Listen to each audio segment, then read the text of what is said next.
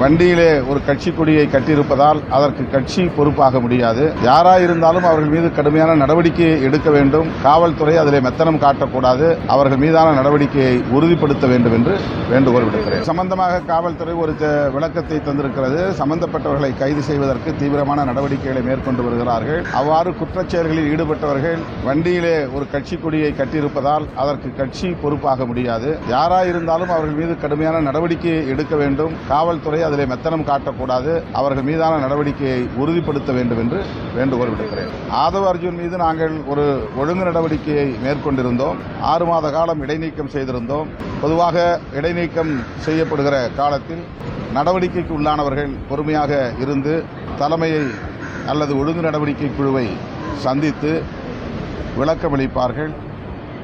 பின்னர் கட்சியில் தன்னை சேர்த்துக் கொள்வதற்கான வேண்டுகோளை முன்வைப்பார்கள். ஆனால் ஆதவ் அர்ஜுன் அவர்கள் உடனடியாக கட்சியிலிருந்து வெளியேறுவதாக அறிவித்தார். பதவியிலிருந்து பொறுப்பிலிருந்து விலகினார். இப்போது தமிழக வெற்றிக் கழகத்தின் தேர்தல் வியூக வகுப்பாளராக பணியாற்றப் போகிறார் என்ற தகவல்களை ஊடகங்களின் மூலம் அறிய வந்தேன். அவருக்கு என்னுடைய வாழ்த்துக்கள்.